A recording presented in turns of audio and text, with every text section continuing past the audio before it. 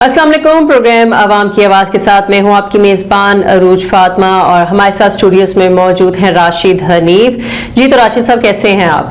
जी शुक्र अल्हम्दुलिल्लाह। काफ़ी दिनों बाद मिले, काफ़ी डिले भी आ गया प्रोग्राम में, कुछ मसरूफियात आपकी थी, कुछ मेरी थी और कुछ मौसम भी जो है वो बड़ा अजीब सा हुआ है, बड़ा जो है इसको फॉगी तो नहीं कहेंगे, स्मॉग जो है ये भी बड़ी छाई हुई है और लोग भी इससे बड़ा बीमार हो रहे हैं। तो आपके घर सब खैरियत रही? जी शुक्र अल्हम्दुलिल्लाह। बस कौन से मैं यही कहूँगा कि दुआ करें, बादल आए हुए हैं, बारिश हो जाए। अदरवाइज़ यहाँ तो इतनी तबाही नहीं है जितनी पंजाब और केपीके के अंदर तबाही है।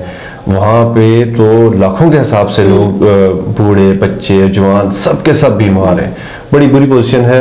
उम्मीद है हमें कि इंशाल्लाह इन एक दो दिनों में जो है एक अच्छी खासी बारिश हो जाएगी, जिससे जो है इसमें स्मोग में जो है वो कमी आएगी। आजकल जो है वज़ीर आज़म आज़ाद कश्मीर अनवारुल हक, उनके खिलाफ भी जो है इत्तेहादी जमातें वो भी सरापा एहतजाज हैं। देखिए बड़े मज़े की बात है, एक तो इनकी हुकूमत में भी शामिल हैं ये, और हर महफिल में पस पर्दा जो है अनवारुल हक साहब के खिलाफ ये बातें भी करते हैं और इनका साथ भी नहीं छोड़ते। हालांकि बड़ा सिंपल सा है, अगर आपको पीएम आज़ाद कश्मीर की जो है कारकर्दगी पसंद नहीं है तो आप असम्बली में जाएं और इन हाउस तब्दीली कर दें आप। लेकिन असल इशू ये है कि ये भी जो है कोई लीडर तो है नहीं है ना, ये इशारों पे चलने वाले हैं। ये जब तक इनको इशारा नहीं आएगा ये चुप करके बैठे रहेंगे। एक्चुअली ये सारी चीज़ें ये करके जो है ना वो इशारे का माहौल पैदा करने की कोशिश कर रहे हैं, ताकि जो है जिन्होंने उनको बिठाया हुआ है वो फिर मजबूर हो जाएं और इशारा कर दें ठीक है जी इसको आप चेंज कर दें। ये सारी की सारी गेम वही है। अदरवाइज ये जो खुद इस वक्त ये बोल रहे हैं, मुझे बताएं ये खुद भी तो पीएम रहे 5 साल फुल फ्लैग तमाम इख्तियारात के साथ, ठीक है। इन्होंने क्या किया? इन्होंने अपना घर, 2 दोस्त और 4 ब्यूरोक्रेट को इन्होंने नवाजा, जबकि ये चाहते तो कश्मीर के अंदर जो है ये बहुत बड़ा काम कर सकते थे। इन्होंने तो अपनी इतनी मजबूत जमात को जो है वो तोड़ के अपनी कारकर्दगी के बायस जो है ना वो महदूद कर दिया 4-5 सीटों के ऊपर। अब जो है ये चंद एक अपने वर्कर्स को इस्तेमाल करके जो है यहाँ का माहौल खराब कर रहे हैं। मुझे ये बताएं कि इन्होंने खुद क्या किया है अपने दौर के अंदर, इन्होंने नौजवानों के लिए क्या किया? खुदारा क्यों नौजवानों को ये लोग इस्तेमाल करते हैं और नौजवान क्यों लोगों के हाथों इस्तेमाल होते हैं? दो के वो न होने के बराबर था जो वहां पे शिरकत हुई। लेकिन यही इन लोगों का मजाक है, यही इनका तुरा इम्तियाज है।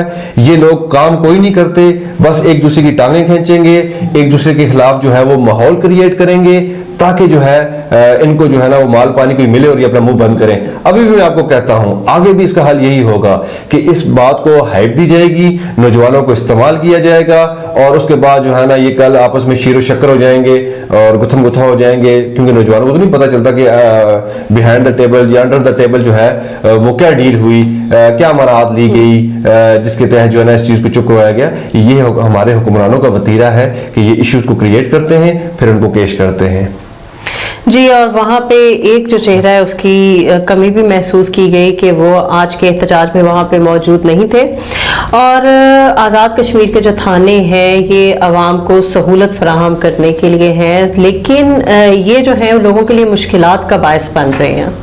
देखिए बिल्कुल ये हकीकत बात है कि आप तो दूर दराज की बात ही ना करें, आप इस दारुल खिलाफा के अंदर इस सिटी के अंदर जो है अवाम के साथ इन थानों के अंदर वो जानवरों वाला सलूक होता है, इनकी टोन वासराय वाली है थानों के अंदर। ये जो SHOs हैं या जो ASIs वगैरह हैं, तो देखें जब तक आपके मुआशरे के अंदर कानून और इंसाफ के ऊपर आप प्रॉपर काम नहीं करते, कोई भी माशरा हो वो कामयाब नहीं हो सकता, वो आगे नहीं बढ़ सकता। दुनिया देखें कहाँ से कहाँ जा रही है, वो अपने अंदर एक सिस्टम को बना रही है, जबकि हम मुसलमान हैं, हमारे पास कुरान है, हमारे पास अहादीस हैं, अल्लाह का दिया हुआ उसके रसूल का दिया हुआ हमारे पास निज़ाम है। लेकिन हमारी बदबख्ती है कि हम उसे छोड़ के हम माल पानी बनाने के चक्कर में हैं। और IG आज़ाद कश्मीर को इसके ऊपर नोटिस लेना चाहिए, वज़ीर-ए-आज़म आज़ाद कश्मीर को इसके ऊपर नोटिस लेना चाहिए, क्योंकि ये थानों की तब तक हिम्मत ही नहीं होती जब तक जो है वो हायर ऑफिसर्स जो हैं वहाँ पे दिन को या रात को जाके अचानक विजिट ना करें।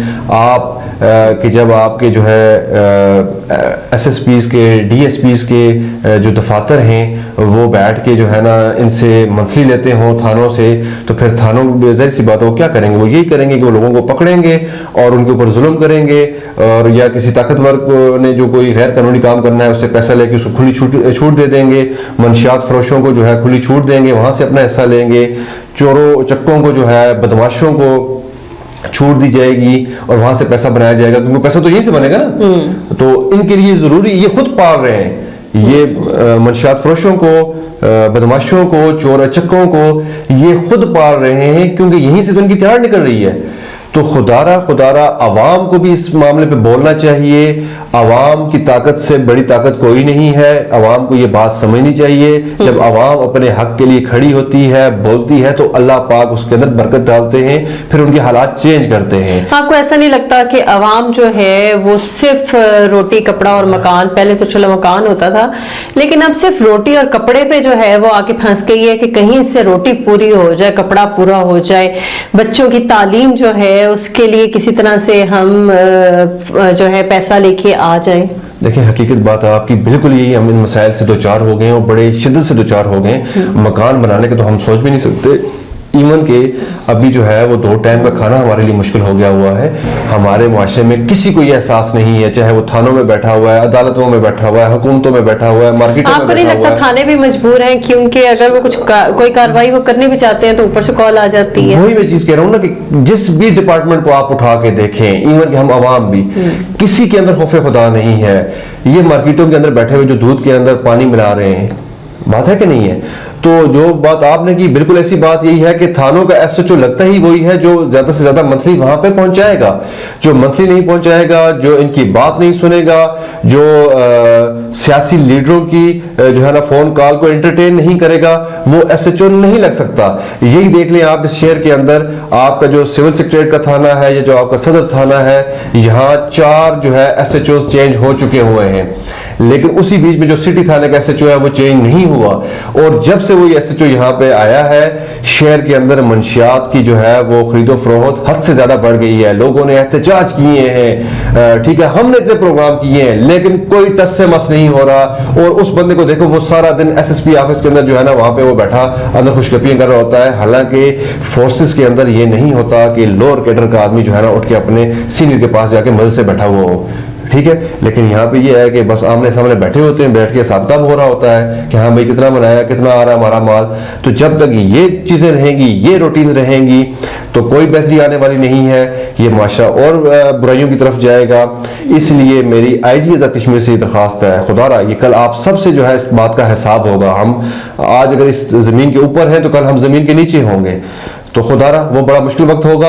आपकी जो तमाम की जो ड्यूटीज हैं वो उनको निभाएं। आप खुद जो है ना रातों को जो है ना जरा चक्कर लगाएं इन थानों का, आपको वहां पे हाल पता चल जाएगा। क्योंकि शहर के अंदर अगर थानों की ये सूरत हाल है तो गाँव में देख लें कि वहां बेचारी समाज के साथ क्या होता होगा। जी, जो नौजवान नस्ल है, आज हमारे ज़्यादा जो है ये इसी हिसाब से के सवाल है कि जो नौजवान नस्ल है इसमें जो है ये तबाही के धाने पे जा रही है। इसमें जो है तरबियत का बहुत फुकदान आ रहा है। इसकी क्या वजह है कि आजकल माएँ भी नौकरी करती हैं, वालिद भी नौकरी करते हैं, और बच्चे जो हैं वो सुबह से लेके रात के तक वो ट्यूशन्स पे होते हैं, स्कूल होते हैं, ट्यूशन्स पे होते हैं। तो बच्चों की तरबियत कर कौन रहा है? स्कूल वाले कर रहे हैं, वालिदैन कर रहे हैं, या एकेडमी वाले कर रहे हैं? देखिए, बड़े अफसोस के साथ जो है हम सब जो है अपनी इस ड्यूटी को नहीं निभा रहे। सबसे पहली ड्यूटी जो है जो दरसगाह कहा गया है वो माँ की गोद है, ठीक है जी। उसके बाद वालिद आता है, उसके बाद स्कूल आता है, ठीक है। लेकिन हो ये गया हुआ है कि हम सब पैसे की दौड़ में इतने लग गए हुए हैं कि वालिदैन को एक तो वो मजबूर भी हैं कि अगर वो फुल टाइम वहाँ काम नहीं करेंगे तो वो घर के जो इतने अखराजात हैं वो कैसे पूरे करेंगे। और उसके बाद ये है कि स्कूल के एक्सपेंसेस बहुत ज्यादा हो चुके हैं। स्कूल के एक्सपेंसेस बहुत ज्यादा हैं, ये बहुत ज्यादा फीसेस ले रहे हैं। और उसके बाद भी हुआ है। जी हाँ, और ये जो स्कूल है ये टोटल वेस्ट ऑफ टाइम है, ठीक है, ये बच्चा जो सुबह उठ के जाता है, दिन तक वहां पे टाइम गुजारता है, अगर इनके अंदर क्वालिटी ऑफ एजुकेशन होता तो बच्चों को ट्यूशन ना पढ़नी पड़ती। अब वालिदैन जो है इनकी जो है वो नहीं, बाज वालिदैन मैंने देखे हैं, जरूरत हो या ना हो वो पीजे के बच्चे को भी भेज रहे होते हैं, ट्यूशन की बेस अच्छी बनती है। वही बात है ना, एक तो वो एक हमारी कौमी पॉलिसी भी कोई नहीं है ना, दूसरा इन स्कूल्स को भी जो है ना वो कोई जो है ना इनकी स्क्रूटनी नहीं होती, इनको चेक नहीं किया जाता या इनको एक निज़ाम बना के नहीं दिया जाता। अगर स्कूलों में वाकई अच्छी एजुकेशन हो ना तो आपको ट्यूशन की जरूरत नहीं पड़ती। स्कूल वाले भी जो है ना होमवर्क टेस्ट इतना ज्यादा दे देते हैं कि वालिदैन उसको क्लियर नहीं कर सकते, बच्चे को ट्यूशन भेज देते हैं। अब मेरा 8th में बच्चा है, उसने जो है कल ये इनकार कर दिया, उसने कहा जी कि ये जो या तो मैं स्कूल पढ़ूंगा या ट्यूशन पढ़ूंगा, मुझे बताएं मेरे पास टाइम कौन सा बचता है, मैं स्कूल के टेस्ट तैयार करूं या मैं ट्यूशन के टेस्ट तैयार करूं। तो मैंने कहा यार बात तो इसकी लॉजिकल है।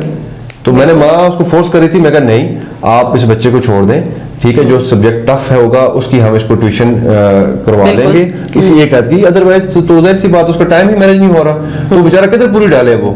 तो यही चीज है, अगर तो स्कूलों के अंदर एजुकेशन बेहतर हो जाए तो आपका ट्यूशन का टाइम बच जाता है, ठीक है, और उसमें बच्चा थोड़ी देर आराम कर लेगा, कुछ थोड़ा खेल लेगा, जिससे उसकी जिस्मानी नशोनुमा अच्छी होगी।